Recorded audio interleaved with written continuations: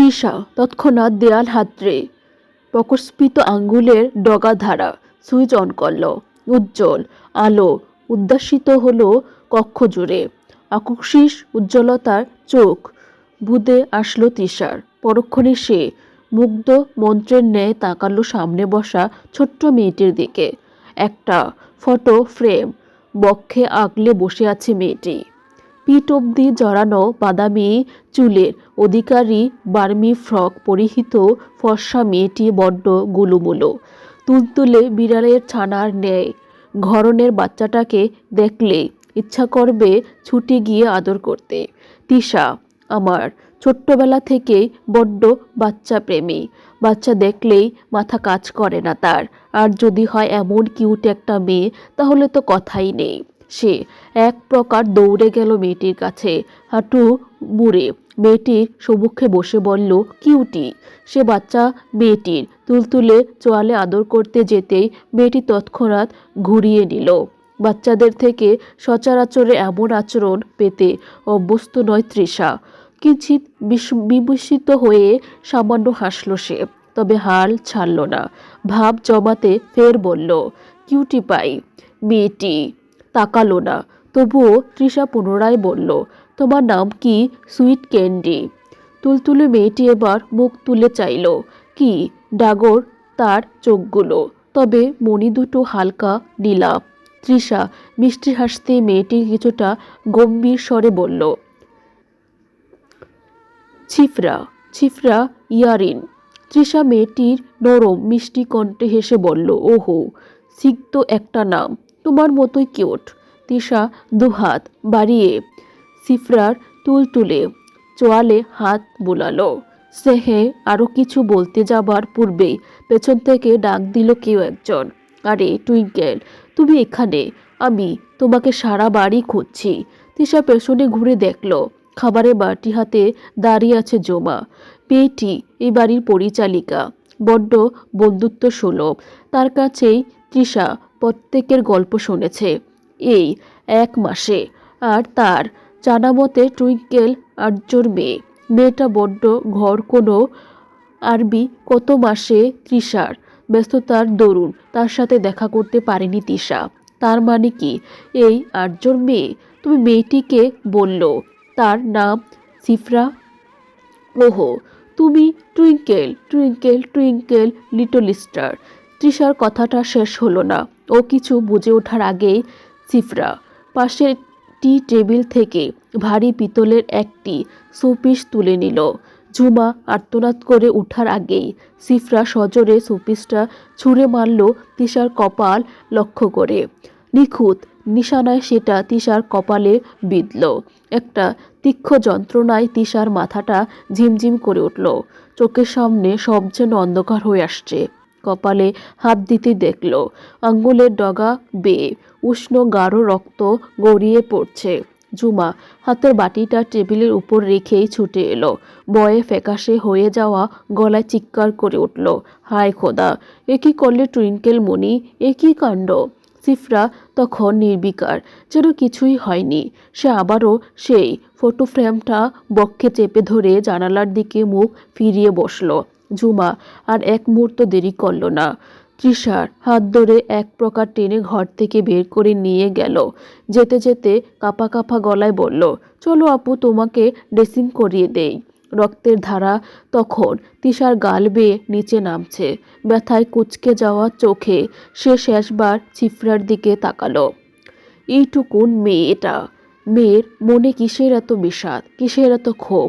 তৃষার মনে হলো শরীরের এই ক্ষতটার চেয়েও ওই ছোট্ট মেয়েটার নীরবতা অনেক বেশি ভয়ঙ্কর। ক্যাপ্টেন আর্য এহসানের নিঃস্ব কেবিনের প্রকোষ্ঠ যখন এক পশলা নিস্তব্ধতা বিরাজ করছে, আর্য ইজি চেয়ারটায় গা এলিয়ে বসে আছে। দুপুরের এই বিরতিটুকুই তার সারাদিনের ব্যস্ততার মাঝে এক চিলতে অবকাশ। কক্ষটি বেশ সুবিন্যস্ত। দেয়াল ঘেঁষে সারিবদ্ধ বইয়ের তাক, যেখানে চিকিৎসা বিজ্ঞানীর ভারী ভারী সব গন্ধের সহ বাসস্থান। এক কোণে একটি ইনডোর প্ল্যান্ট থেকে লতানো সবুজ পাতাগুলো যেন ঘরের কৃত্রিম কৃত্রিমতায় প্রাণের স্পন্দন যোগাচ্ছে। আর্য সম্মুখে এক কাচের জানালা, বিস্তৃতির যত সামান্য হলেও তা দিয়ে স্পষ্ট দেখা যায় সমুদ্রের অজস্র জল কেলিগুলো। বাতাসের মৃদু হল্লোড়ে জলের উপর যে ছোট ছোট ঢেউয়ের সৃষ্টি হচ্ছে, তাতে প্রতিফলিত আলোক রশ্মিগুলো স্ফটিকের ন্যায় দ্রুতি ছড়াচ্ছে। আর্য আনমনে সেই নীলাভ জলের কম্পনের দিকে তাকিয়েছিল। তার চোখের দৃষ্টিতে এক বিষণ্ণ গাম্ভীর্য। বাইরের সেই শান্ত সৌন্দর্য কি তার মনের ভেতরকার বিক্ষুব্ধ ঢেউগুলো কি স্থির করতে পারছে? পারেনি হয়তো। আনমনে এমন চিন্তাকালে হুট করে পাশে থাকা ইলেকট্রনিক যন্ত্রটার মৃদু কম্পন নিজের উপস্থিতি জানান দিল। এর সঙ্গে ছেদ ঘটালো আর্যের চিন্তার। বিরক্তিতে কিঞ্চিত ভ্রু কুঁচকে কুঞ্চনপূর্বক আর্য অবহেলিত দৃষ্টিতে তাকালো ফোনটার দিকে। প্রায় শখানেক আনরিড মেসেজ এসে উপস্থিত হয়েছে। বলা বাহুল্য, ক্যাপ্টেন আর্য এহসান এই মায়াবী অন্তর্জালের জগতে বিচরণ করতে বড্ড বিমুখ। সামাজিক যোগাযোগ মাধ্যম বা মেসেঞ্জারে এই চটুল হাতছানি তাকে কখনোই সেভাবে টানেনি। দিনের পর দিন, হয়তোবা সপ্তাহের পর সপ্তাহ পার হয়ে যায়, তার ওই নীলরঙা অ্যাপটিতে প্রবেশ করা হয় না। আজ জানালার ওপারে ওই টলটলে নীল জলরাশি দেখতেই কি জানি এক অদম্য কৌতূহলে সে নিজের ফোনটা হাতে নিল। লগ ইন করতে যেন বিস্ময়ের এক পশলা ঝাপটা এসে লাগলো তার চোখে। অজস্র বার্তার ভিড়, কয়েক সপ্তাহের জমানো কয়েকশো বার্তা একে একে ফোনের পর্দায় ভেসে উঠেছে। যেন এক দীর্ঘ প্রতীক্ষার পর বাঁধভাঙা জলস্রোত আশ্রে পড়েছে। আর্য নিস্পৃহ চোখে স্ক্রল করে যাচ্ছিল, কিন্তু হঠাৎই তার আঙ্গুল দুটো থমকে গেল একটি বিশেষ নামের ওপর। অন্য সবার চেয়ে এই একটি মানুষের বার্তার সংখ্যা যেন একটু বেশি অসংযম, শুধু বেশি নয়, বরং বলা চলে অকল্পনীয়। প্রায় 1000-এর ওপর না পড়া বার্তার উপর জমে আছে এই একটি চ্যাট বক্সে। মেয়েটি যেন এক বিরামহীন কথক, যে প্রতিদিন আপন মনে নিজের কথাগুলো এখানে জমা করে রেখে দিয়েছে। আর্যর মতো গম্ভীর আর বেহিসাবি মানুষের মনেও এবার কিঞ্চিৎ কৌতূহল উদয় হলো। সে ক্রু কুঁচকে কি যেন ভাবল, তথা নিজের অজান্তে এক বুক কৌতূহল আর সামান্য বিস্ময় নিয়ে আর্য সেই চ্যাটবক্সের অন্দরমহলে প্রবেশ করল। পর্দার উজ্জ্বল আলোয় ভেসে উঠল সেই মেয়েটির উজ্জ্বল ডাবলা প্রলাপের ভিড়। প্রথম মেসেজটা এমন, এই যে মিস্টার, আপনি নিজেকে কি মনে করেন? অনেক দামি কেউ, যদিও আমার জন্য একটি স্পেশাল, তাই বলে এরকম করে মানুষটাকে ঝুলিয়ে রাখবেন? কতগুলো মেসেজ দিয়েছি আপনাকে, একবারও রিপ্লাই তো দেননি, সিন করার প্রয়োজনও করেননি। Charge a hairless person, but you know mister, আপনি যতদিন চিন্তা করবেন আমি ততদিনে আপনাকে এভাবে মেসেজ দিতেই থাকবো। দেখি কতদিন সিন না করে পারেন। এরকম 1000টা মেসেজ জমা হয়েছে ইনবক্সে। অন্যদের কাছে এটা ইন্টারেস্টিং মনে হলেও ক্যাপ্টেন আর্যর মতো পেশাদারী ব্যক্তিত্বের কাছে নিহাতি ন্যাকামো হিসাবে গণ্য হয়েছে। তাই আর্য আর বাকিগুলো পড়ল না। এক প্রকার বিরক্তিতে ফোনটা ছুঁড়ে মারল বিছানায়। ড্রেসিং করা শেষ করে জুমা যখন তিশার কপালে শেষ ব্যান্ডেজ এঁকে দিল, তখনই তিশা পাথরের মূর্তির মতো চুপচাপ হয়ে আছে।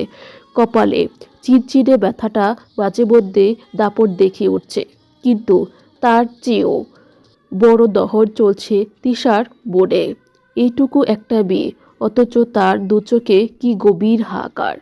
জুমা দীর্ঘশ্বাস ফেলে বিছানার চাদরটা ঠিক করতে করতে বলল, আপা, ব্যথাটা কি খুব বেশি হচ্ছে?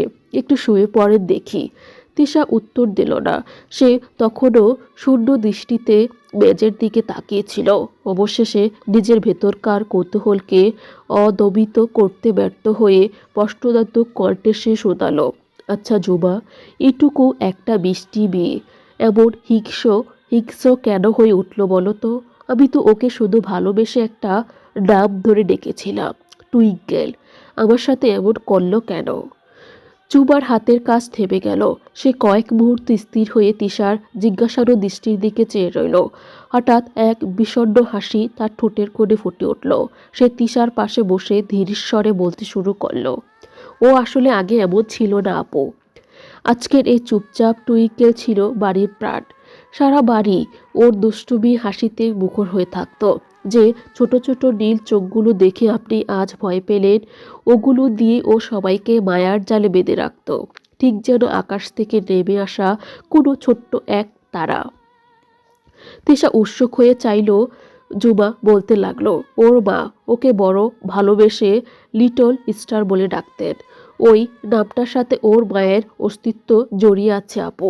একটা দীর্ঘশ্বাস বেরিয়ে গেল জুমার বক্ষ বেদ দিয়ে। আবারও বলতে শুরু করলো, কিন্তু বছরখানেক আগে সেই মা নামক ডাইনিটা ওকে ফেলে রেখে আর্য ভাইয়াকে ধোকা দিয়ে এক বুইড়া বেড়ার সাথে বিয়ে করে চলে গেল। মিষ্টি টুইঙ্কেলটাও যেন বদলে গেল। হঠাৎ করে হাসি খুশি চঞ্চল মেয়েটা পাথরের মতো শক্ত হয়ে গেল। এখন কেউ ওকে ওই নামে ডাকলে ওর মায়ের বিরহ সইতে পারে না। ও মনে হয় কেউ ওর বুকের ভেতরে সেই দগদগে ঘাটা উপড়ে দিচ্ছে। সেই থেকে ও ঘরকুনো হয়ে গেছে, কাউকে সহ্য করতে পারে না।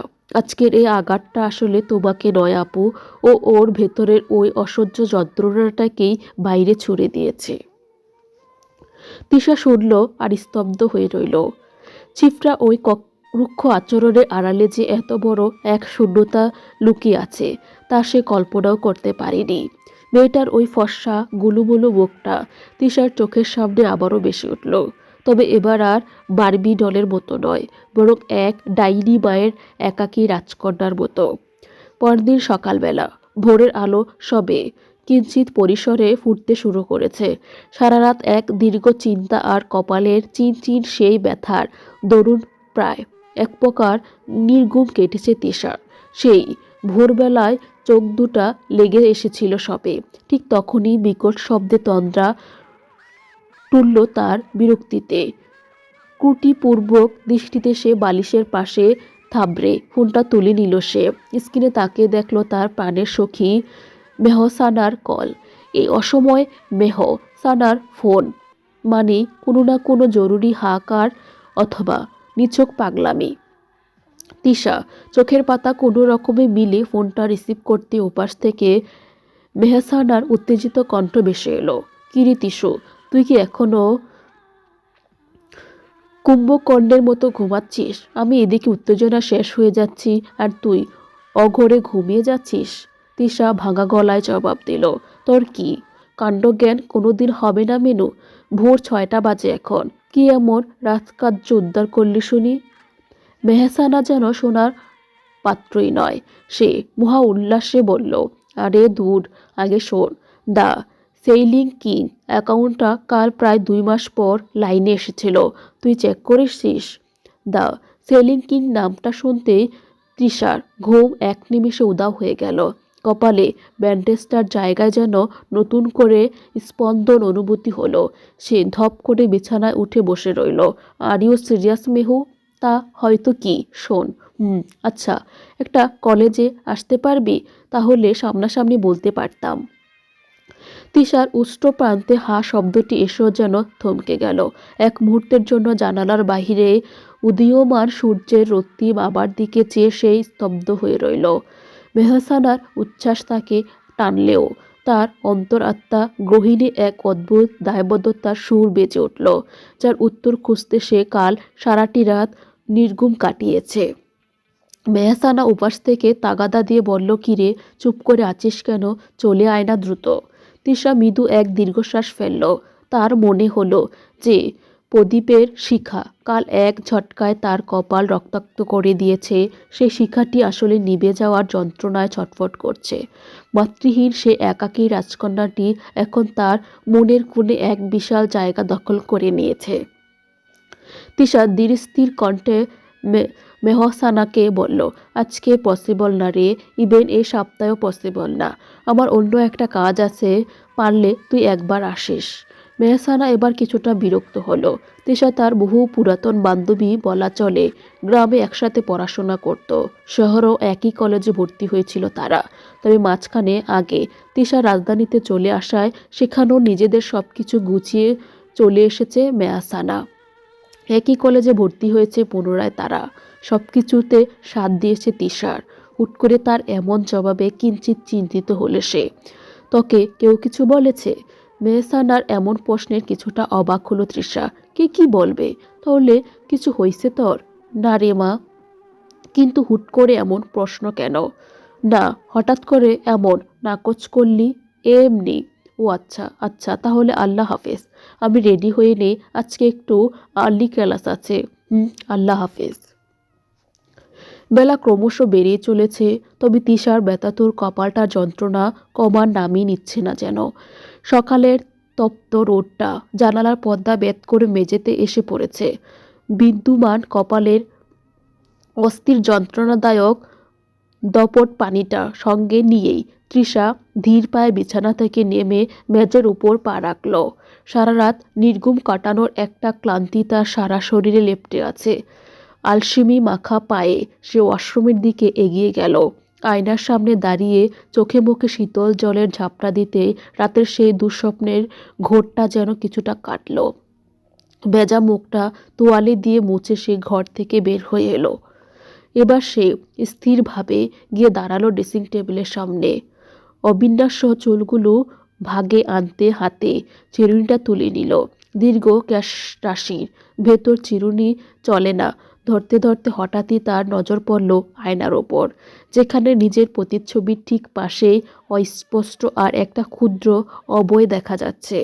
তিশা হাতের চিরুনিটা থামিয়ে দ্রুত ঘাড় ঘুরিয়ে দেখল গুটি গুটি পায়ে ঘরে প্রবেশ করেছে চিফরা। মেয়েটার গায়ের সেই বারবি ফকটা কুচকুচে আছে, আর দুই হাত দিয়ে বড্ড যত্ন করে একটা টেডি বিয়ারকে বুকের সাথে জাপটে ধরে রেখেছে সে। তিশা কিছুটা অবাক হলো। কালকের সেই হিংস্র মেয়েটার সাথে আজকের এই কুচি মুখটার যেন কোনো মিলই নেই। তিশা ধীর স্বরে জিজ্ঞেস করল, কিউটি, তুমি এখানে কেন সোনা? আমাকে ডাকলে আমিই যেতাম। সিফরা কোনো উত্তর না দিয়ে আরও কাছে এগিয়ে এলো। তার সেই হালকা নীলাপ মণি দুটো আজ অপরাধবোধে সিক্ত। তিশার হাঁটুর কাছে এসে দাঁড়িয়ে খুব নিচু স্বরে ফিসফিস করে বলল, সরি। মিষ্টি রিনরিনে কণ্ঠটায় তীব্র অনুশোচনায় উচ্চারিত সরি শব্দটা প্রতিধ্বনিত হলো সমগ্র কক্ষে যেন। তিশা যেন নিজের কানকে বিশ্বাস করতে পারল না। সে হাঁটু মুড়ে চিফরার উচ্চতায় বসে অবাক হয়ে শুধালো, হঠাৎ সরি কেন কিউটি পাই? চিফরা এবার তার ছোট্ট আঙ্গুল দিয়ে তিশার কপালে সাদা ব্যান্ডেজটার নির্দেশ করল। তার সিক্ত মিষ্টি সেই আদরের কণ্ঠর স্বরটা এবার করুণ স্বরের মতো শোনালো। কাল তোমাকে অনেক ব্যথা দিয়েছে তো তাই। পাপা কাল রাতে কলে অনেক বকা দিয়েছে আমাকে। পাপা বলল আমি যদি সরি না বলি তাহলে পাপা আর ফিরবে না। তিশা মুহূর্তেই বুঝল আর্য দূর থেকেও তার মেয়ের শাসনের হাল ছাড়েনি। চিফরার এই কুচি গলা পাপ্পা ডাকটা আর চোখে ছলছল করা জল দেখে তিশার বুকের ভেতরটা হু হু করে উঠল। সে আলতো করে চিফরার নরম চোয়ালে হাত রেখে বলল, তুমি পাপ্পাকে বলে দিও কিউটি পাই আমি একদম রাগ করিনি, আর তুমি যদি আমার বন্ধু হও তবে তো ব্যথাই থাকবে না। চিফরা এবার নিজের নীলাপ চোখের এক আদরে দৃষ্টি মেলে তিশার মুখের দিকে চাইল। এর জন্য এক অদ্ভুত নীরবতা, যেখানে কয়েক মুহূর্তের জন্য স্থির হয়ে গেল মহাকাল। এই প্রথমবার চিফরা তার ছোট্ট পবিত্র হৃদয়ের সমস্ত আগল খুলে দিয়ে তৃষাকে পূর্ণ দৃষ্টিতে দেখল। সে দেখল যে মানুষটাকে সে কাল আঘাত করেছে তার চোখে একটু ক্রোধ নেই, বরং সেখানে বয়ে যাচ্ছে মমতার এক ফাল্গুন ধারা। তৃষাও মনোমুগ্ধ হয়ে দেখতে লাগলো চিফরাকে। কালকের সেই ক্রোধিত বাচ্চাটি যেন এক নিমিষে ধুলোয় মিশে গেছে। এখন তার সামনে দাঁড়িয়ে আছে 5 বছরের ছোট্ট সিদ্ধ এক আদরে চিফরা, যার চোখে শরতের আকাশের মতো শুভ্র এক আশ্বাস। চিফরার নরম হাতের আঙ্গুলগুলো যখন তৃষার হাতের তালুতে এসে একটু এসে একটু ভরসা খুঁজল। তখন তৃষার মনে হলো মাতৃহীন এ নিঃস্ব কুড়িটি বোধহয় এবার পাপড়ি মেলার জন্য একজন মালি খুঁজে পেয়েছে। ছিফরা ছোট্ট স্বরে বলল, তুমি কি সত্যি আর ব্যথা পাচ্ছ না? তৃষা হাসল সামান্য, অতঃপর ছিফরাকে পরম মমতায় বুকের খুব কাছে টেনে নিল। ছিফরার গায়ের সে পবিত্র শিশুদের সুবাস তৃষার সমস্ত ক্লান্তি হরণ করে নিল মুহূর্তেই। এই একটি পলকে তারা দুজনে এক অদৃশ্য বন্ধনে জড়িয়ে গেল। তৃষা ছিফরার আদরে কপালে সিগ্ধ চুমু দিয়ে বরাবরের ন্যায় মিষ্টি কণ্ঠে বলল, না মাম্মা, চলবে।